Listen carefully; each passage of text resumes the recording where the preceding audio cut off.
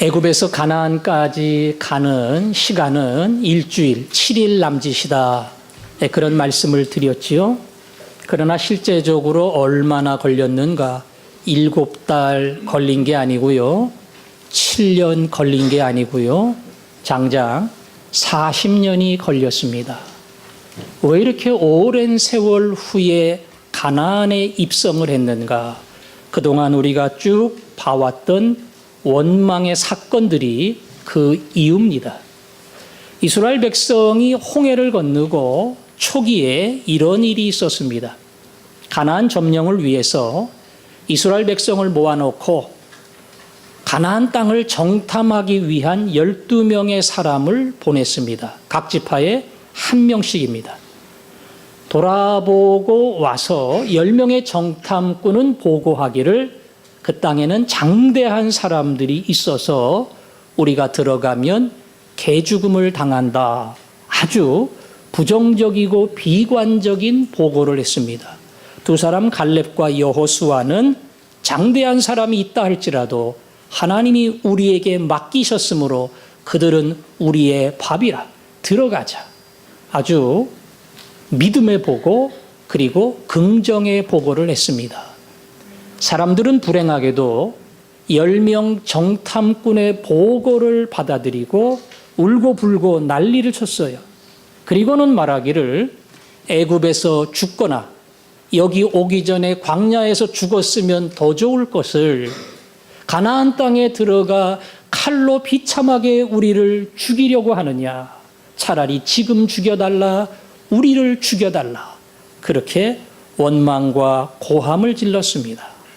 하나님이 그때 대답하시기를 너희가 그렇게 나를 믿지 못하고 불평하니 너희가 원하는 대로 너희가 말하는 대로 행하리라. 죽고 싶다니 죽게 해주겠다. 20세 이상으로 자기 인생에 책임을 져야 할 모든 사람들은 그가 말한 대로 광야 이 땅에서 죽으리라.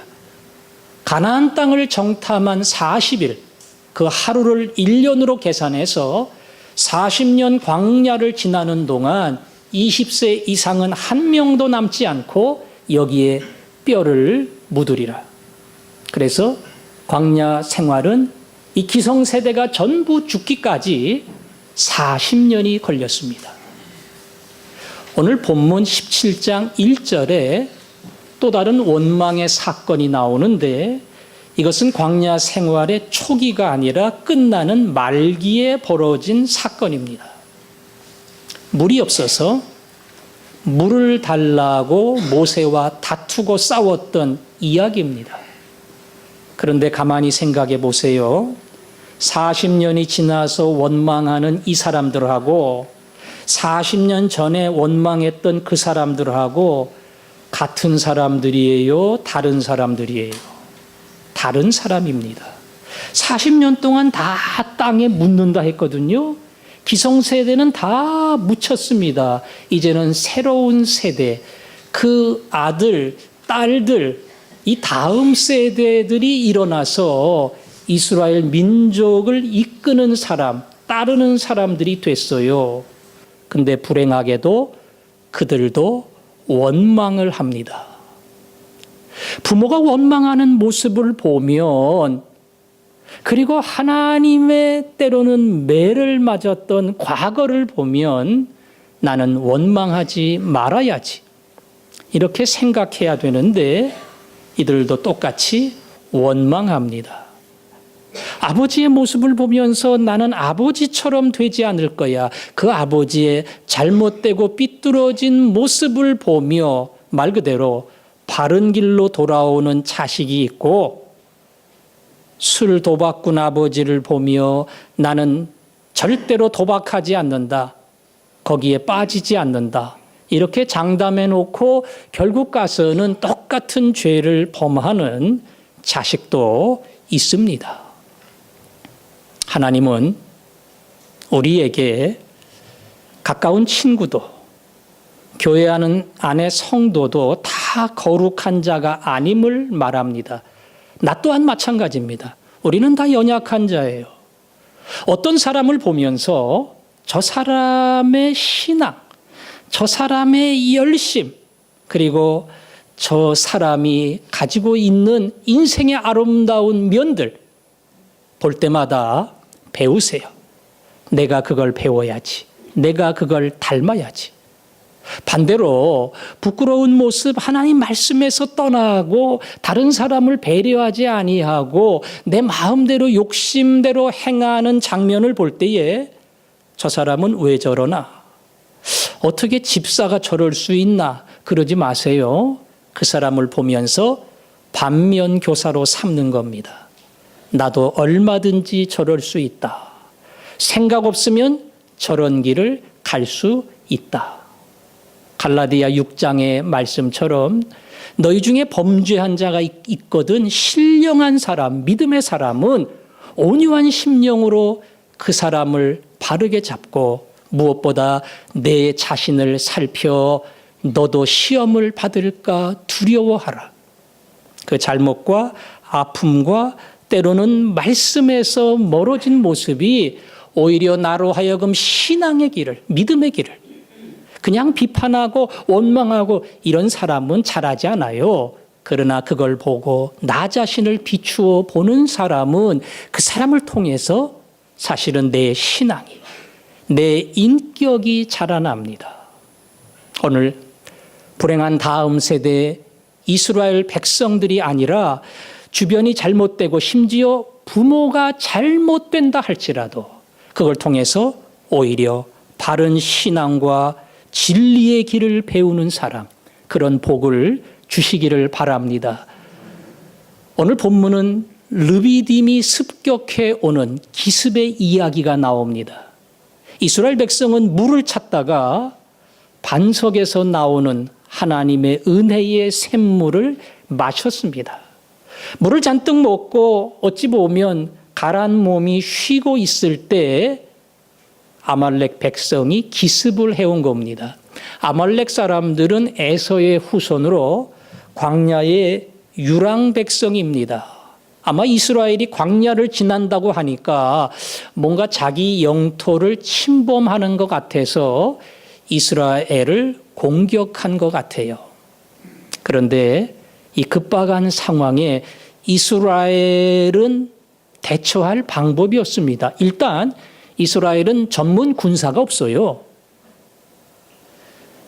옛날도 그렇고 지금도 그렇고 무슨 훈련소가 있어서 훈련을 받아본 적이 없습니다. 더군다나 하나님이 가까운 블레셋 땅으로 인도하지 않고 그리로 가면 블레셋 사람과 싸우거든요. 그러면 옛날 땅을 기억할까 봐 싸움이 없는 길로 인도했어요. 근데 막판에 아말렉과 싸움이 붙은 겁니다. 모세가 급하게 준비를 하고 여호수아를 전투 현장에 책임자로 보냅니다. 그리고 자신은 이야기합니다. 내일 내가 하나님의 지팡이를 잡고 산 꼭대기에 서리라. 모세, 아론, 그리고 훌이 산 꼭대기로 올라갑니다. 어찌 보면 모세의 행동은 상당히 비겁해 보입니다. 이스라엘 민족의 지도자인데 앞장서서 싸워야지요. 위험한 그 자리는 젊은 여호수아를 보내고 나는 산에 올라간대요. 무슨 후방 작전 부대에 있는 것처럼 죽음의 현장은 여호수아 보내고 나는 뒤에서 작전 지시를 한다. 그런 말처럼 보입니다. 혹 생각하기를 모세가 나이가 많아서 체력이 딸려 전투 현장은 조금 어려울 거다 이렇게 생각할 수 있습니다. 아니에요. 신명기 마지막 장에 보면 모세는 죽을 때도 시력이 약하지 않고 기력이 쇠하지 않았다. 1000m 높은 산도 올라갔습니다. 얼마든지 싸울 수 있어요. 그러나 모세는 아말렉의 기습이 있을 때에 처음부터 역할을 나눈 겁니다. 너는 싸워라. 나는 산으로 올라간다. 올라가서 뭐 했습니까? 두 손을 들었습니다. 두 손을 들었습니다. 두 손을 든다는 것은 무엇을 의미합니까? 우리가 읽은 성경 17장 14절 아래 줄을 보면 여호와의 보좌를 향해 손을 들었으니 그랬죠? 하나님을 향해 손을 드는 겁니다. 시편 28편의 2절 보면 다윗이 말하기를 나의 손을 들고 주께 부르짖을 때에 나의 간구하는 소리를 들으소서. 두 손을 드는 게 뭐 하는 거라고요? 기도하는 겁니다. 기도하는 겁니다. 모세는 산 꼭대기에 올라가 두 손을 들고 기도했습니다. 아니, 누구는 싸우는데 살고 죽는 현장에서 누구는 칼을 들고 싸우는데 이 사람은 산에 올라가 기도하고 있어요. 어찌 보면 상당히 치사하고 위험을 감수하지 않는 행동처럼 보입니다. 그러나 모세는 기도가 얼마나 중요한지를 알았습니다. 내가 가서 싸워도 돼. 전투 현장에 내가 갈 수도 있어. 그러나 그것보다 기도하는 것이야말로 어떠한 싸움, 어떠한 현장, 어떠한 위험한 사건의 가장 중요한 방법이고 길이고 해법이다. 내가 이걸 알기 때문에 싸움의 현장이 아닌 기도의 현장으로 올라간다. 이게 모세가 두 손을 들었던 이유입니다. 오늘 우리에게 가르칩니다.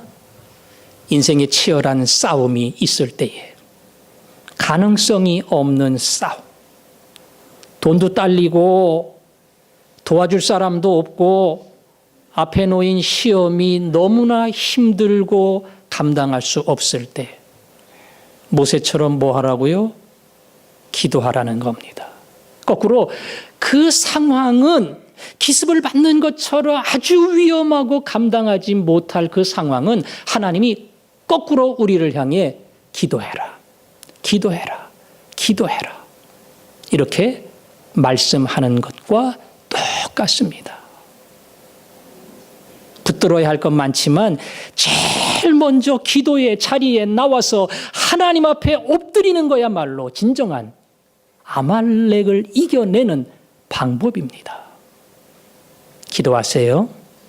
기도하세요. 기도에 무릎을 꿇는 시간이야말로 위기 앞에 싸움 앞에 엎드리는 시간이야말로 그것을 이겨내는 첫 번째 길입니다.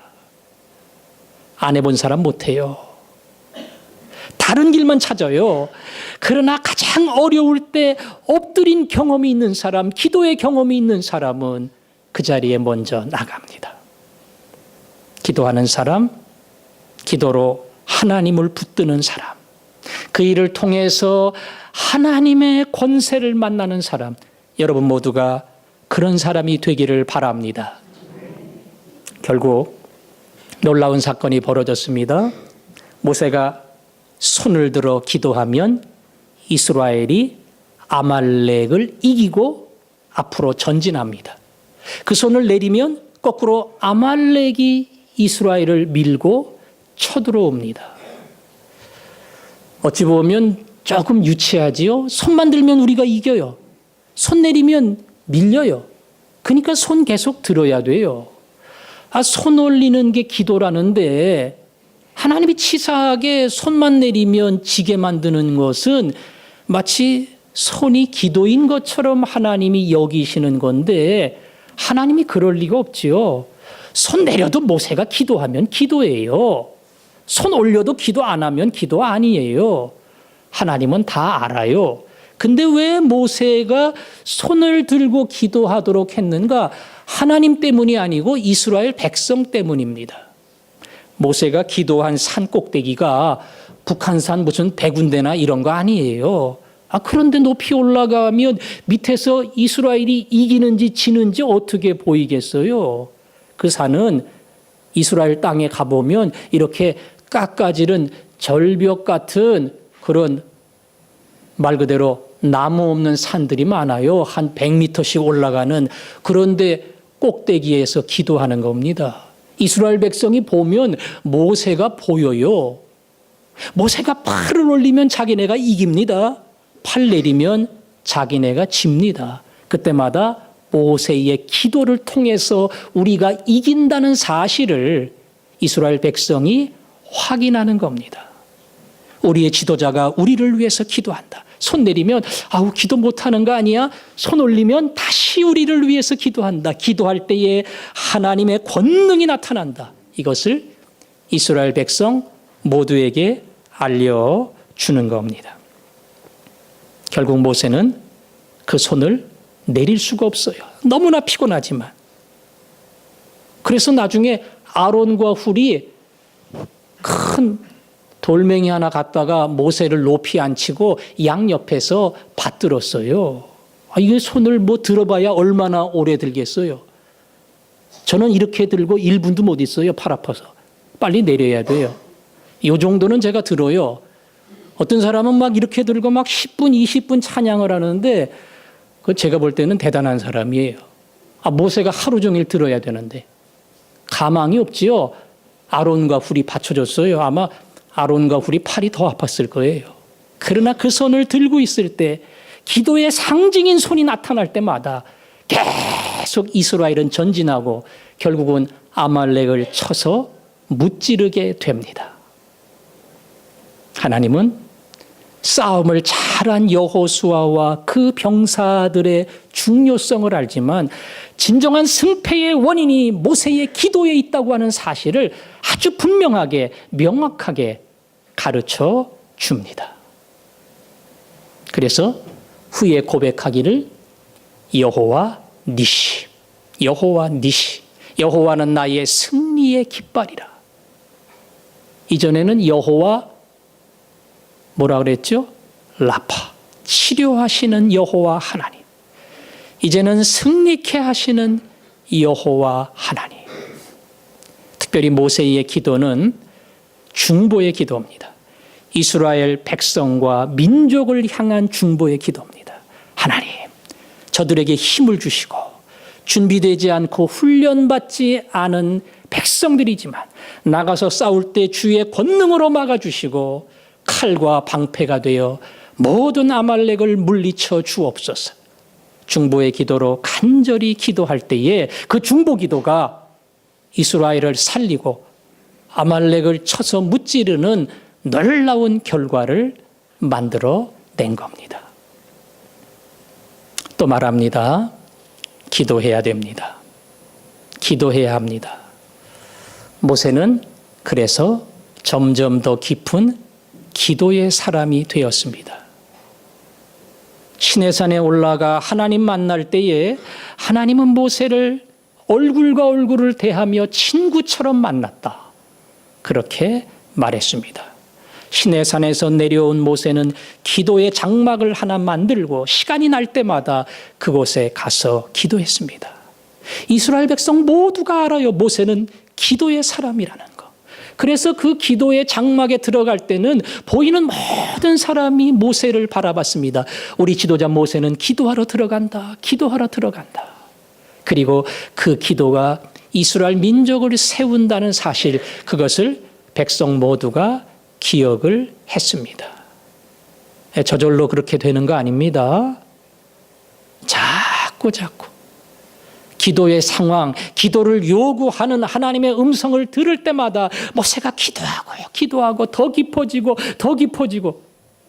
그래서 기도의 사람, 여호와 니시를 경험하는 사람이 됐습니다.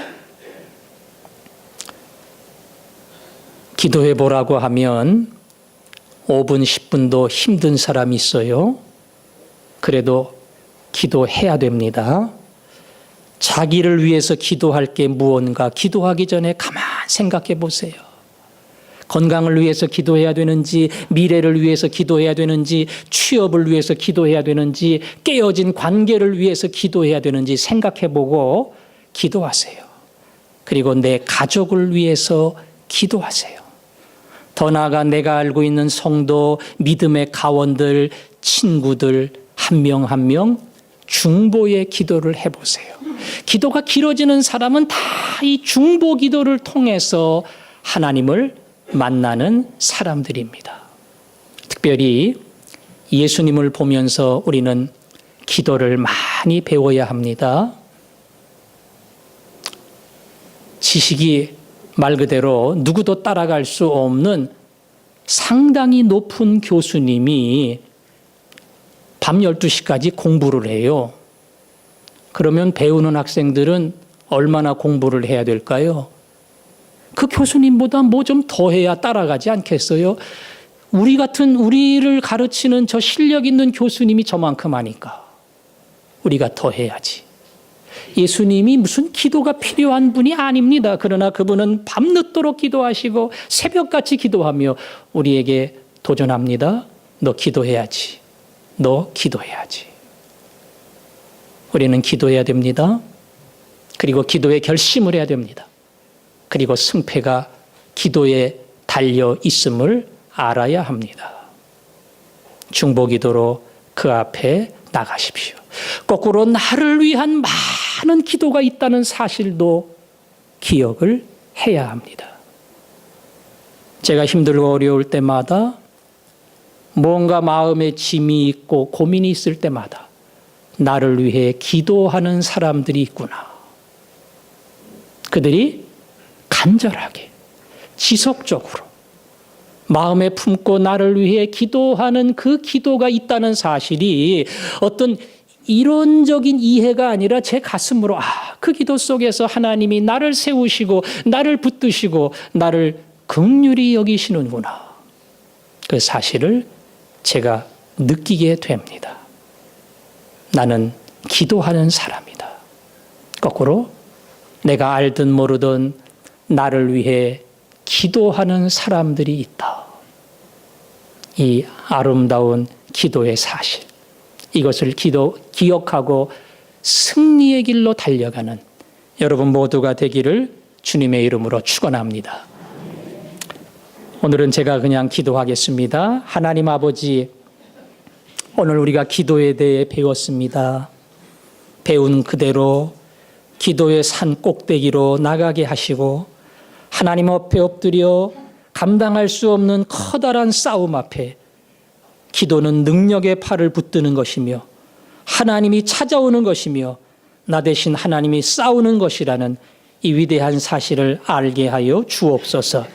하나님 아버지, 기도하지 못하는 우리들을 가르치시고 도전하시며 기도하라고 말씀하실 때에 순종하게 하시고 기도의 연습과 훈련의 자리에 나가게 하시며 나중에 깊은 기도, 간절한 기도, 믿음의 기도가 우리에게 일어나게 하여 주옵소서. 예수님 이름으로 기도합니다. 아멘.